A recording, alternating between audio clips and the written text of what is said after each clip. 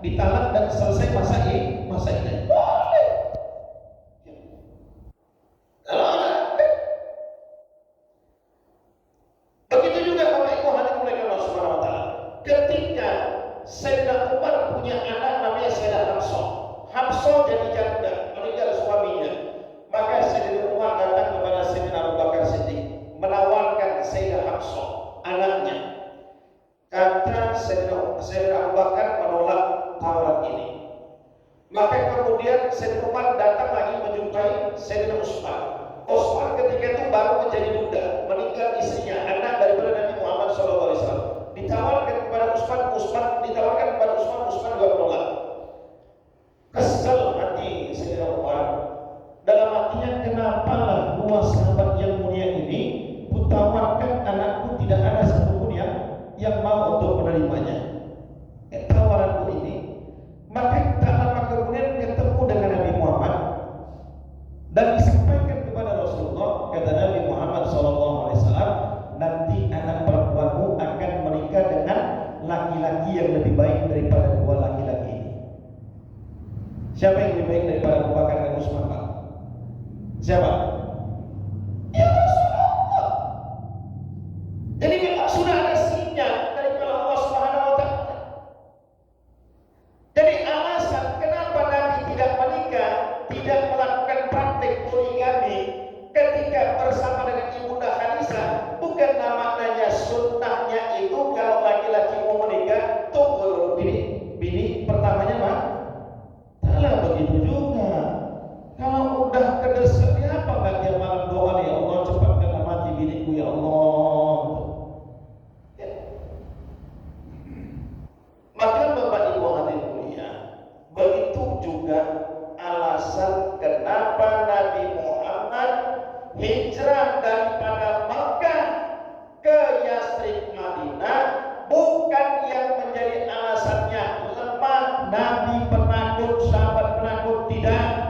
Tapi ayatnya belum turun, Pak Bajri.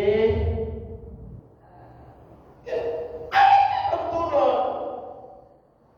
Ayat jihad yang pertama kali turun, Bapak Ibu hadirin Allah Subhanahu wa taala, itu surah Al-Hajj ayat yang ke-42.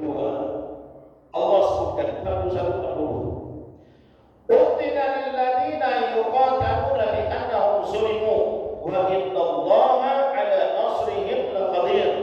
Alladina ukhriju min diyarihim bighairi haqqin illa ayyaqulu rabbuna Allah. Allah sebutkan telah diizinkan berperang bagi orang-orang yang diperangi, bagi orang-orang yang disolimi. Siapa mereka orang-orang yang disolimi tersebut? Adalah orang-orang yang diusir daripada tanah kelahiran mereka hanya dengan sebab mereka mengatakan Rabbunallah, Tuhan kami adalah Allah. Nabi Muhammad dan para sahabat ketika di Mekah mereka mengatakan Tuhan kami adalah Allah, bukan Lata, bukan Uzza. Maka dengan sebab ini mereka diusir daripada tanah kelahiran mereka. Setelah mereka sampai ke Yathrib Madinah, maka Allah izinkan mereka untuk berperang. Nah, ini yang disebutkan oleh Imam Ahmad, kemudian Imam Ishaq bin Yusuf Al-Azhar menambahkan bahwasanya Ibnu Abbas berkata, inilah ayat pertama yang turun berkenaan dengan perang. Ya, ini hadis dari Imam At-Tirmidzi dan hadis dari Imam Anas. Maka di Mekah tidak ada satupun peperangan. Peperangan itu semua yang terjadi ketika Nabi Muhammad SAW hijrah ke Madinah. Ini menjadi alasannya. Ya. Jadi bukan bisa kita samakan, oh kalau begitu orang Islam yang ada di Palestina keluarkan yang semuanya daripada Palestina. Kalau mereka keluar, siapa yang menjaga Baitul Maqdis? Siapa yang menjaga Aqsa? Kalau seandainya Aqsa dikuasai orang-orang Yahudi, tidak bisa kita jamin satu masa nanti Mekah dan Madinah pun akan mereka ganggu. Tempat-tempat yang dalam kehidupan umat Islam. Maka Bapak Ibu hadirin Allah SWT, ya ikhwan, ikhta' lisanaka, wahai anda para tokoh agama, tahan lidahmu untuk tidak berkomentar dalam perkara-perkara kamu yang tidak memahami perkara ini. Ya. Bapak Ibu hadirin Allah Subhanahu wa taala, saya ingin mengatakan Israel ini bangsa atau tidak? Bangsa atau tidak? Nah, kenapa dulu ketika pertandingan sepak bola di Indonesia ini kita menolak, bahkan pemerintah juga tidak menerima kedatangan timnas Israel? Karena Indonesia tidak Bapak Ibu hadirin Allah Subhanahu wa taala tidak mengakui adanya bangsa Israel. Kalau seandainya mereka datang kemari, maka secara otomatis akan diperdengarkan lagu kebangsaan mereka. Ini kan bermula ketika tahun 1948 mereka datang ke bumi Gaza, Palestina sebagai pengungsi, tetapi akhirnya malah mereka menguasai tanah yang ada di Gaza, Palestina. Mulai daripada zaman Sayyidina Umar bin Khattab ketika menguasai ini, cukup dengan Uqdal Umariyah, perjanjian yang dibuat oleh Sayyidina Umar pada saat itu antara Yahudi, Nasrani, Islam, mereka bisa hidup berdampingan, dibiarkan dibangun gereja, begitu juga sinagog mereka, rumah ibadah daripada orang-orang Yahudi. Bahkan ada satu gereja orang Nasrani yang berdiri dengan begitu tegak, nama gereja itu namanya Al-Qiyamah, dan dihancurkan sama Sayyidina Umar. Begitulah ketika umat Islam menjadi pemimpin, penguasa, semua diberikan keamanan. Orang Islam silakan beribadah sesuai dengan keyakinannya. Orang Nasrani begitu juga dengan orang Yahudi, sinagog mereka dibiarkan begitu saja. Tapi setelah tahun 1948 barulah timbul gejolak-gejolak yang ada di bagaimana itu hadirin Allah Subhanahu wa taala. Kita ini sekarang, saya bilang, kalau nggak bisa berjuang dengan diri, ya diam. Man la yahtam bi amril muslimin fahuwa minhum. Siapa yang tidak peduli dengan urusan orang Islam, maka dia bukan termasuk orang Islam. Sekarang saya tanya di sini, penderitaan umat Islam yang ada di Gaza, ini urusan kita atau bukan? Urusan kita atau bukan?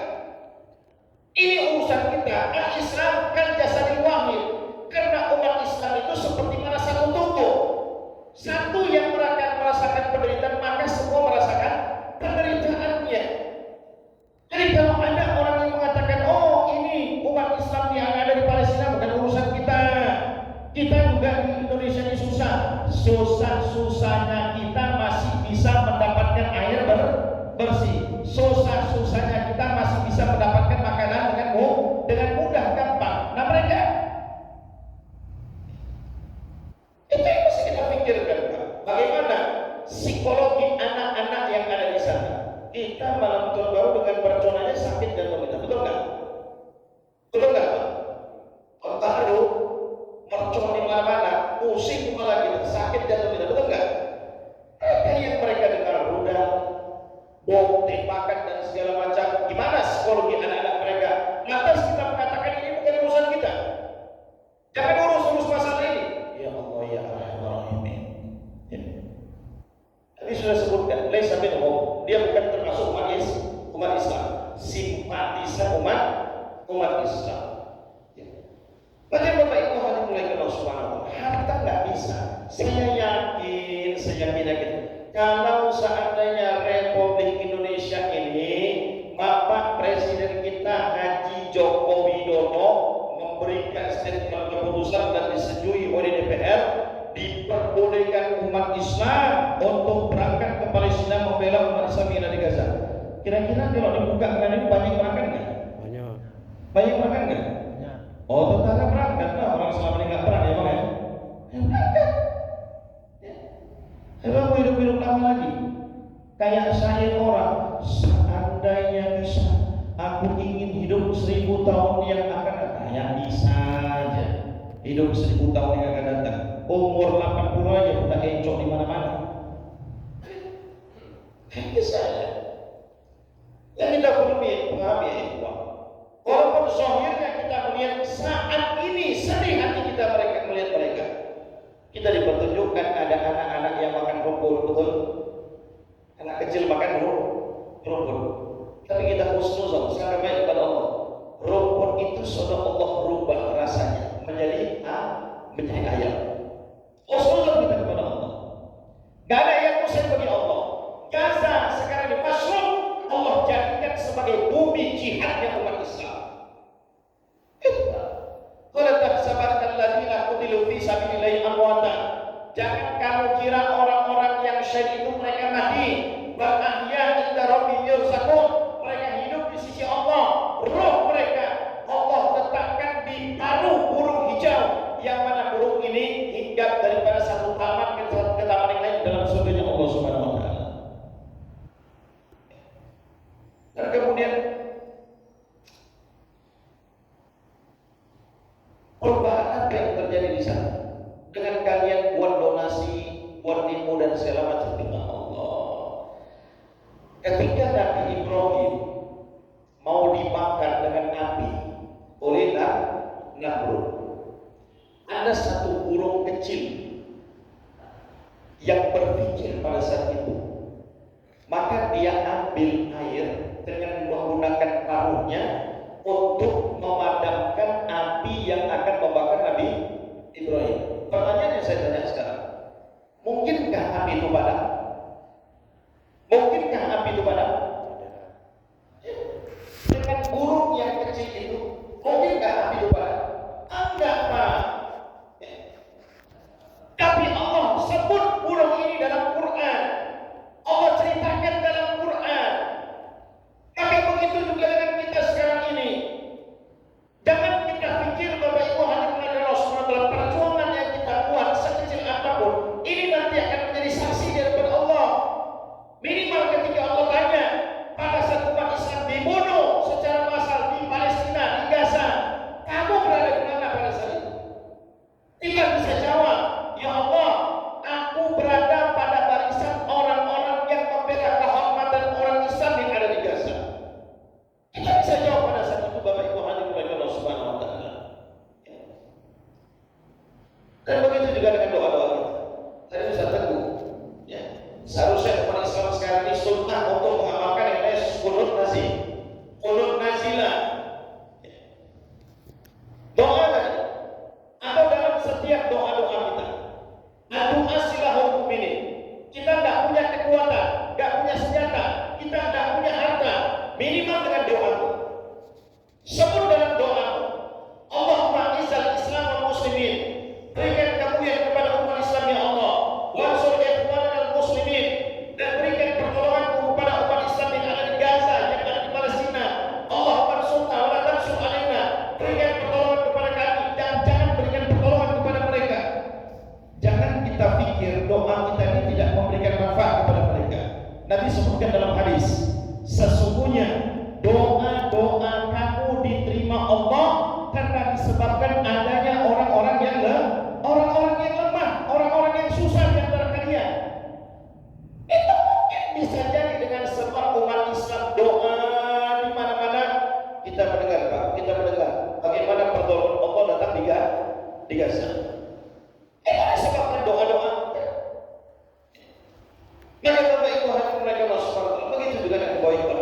Syekh Syahid Ramadan Uti rahimahullah ta'ala, seorang ulama besar yang diberikan gelar Al-Ghazali hada zaman, Imam Ghazalinya pada zaman ini, maka beliau mengatakan wajib memboikot produk-produk Israel yang memberikan sumbangsi kepada perjuangan orang-orang Israel Yahudi.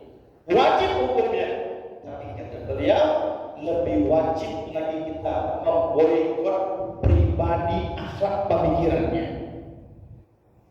Umat Islam jangan buat dosa. Kenapa Bapak Ibu hadirin Allah SWT?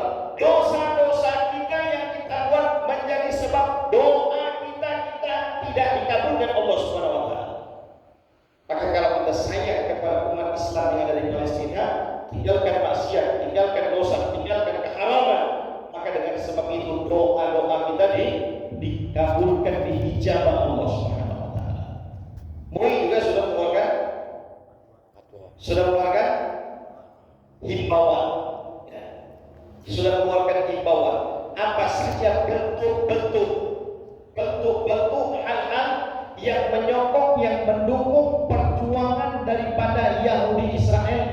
Ikut mereka. Walaupun saya melihat komentar itu tak apa jadi bilangnya.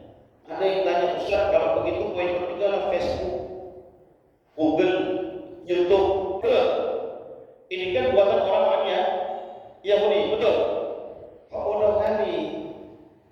Gak apa-apa mereka buat. Fasilitas yang mereka buat kita jadikan sebagai sarana untuk kita berjihad dengan mereka, betul? Ya. Fasilitas yang mereka buat, yang mereka ciptakan, ini kita jadikan sebagai sarana untuk memerangi mereka. Itu Pak. Maka Bapak Ibu akan dimulai Allah Subhanahu Wa Taala. Inilah hadis-hadis yang menjelaskan alasan kenapa kita umat Islam ini harus membela umat Islam yang ada di Palestina. Minimal kalau tidak bisa dengan dirimu, karena memang jalur daripada perpolitikan pemerintah tidak membuka keran untuk mereka ke sana dengan harta, ya, dengan harta. Jangan bilang nggak sampai, jangan bilang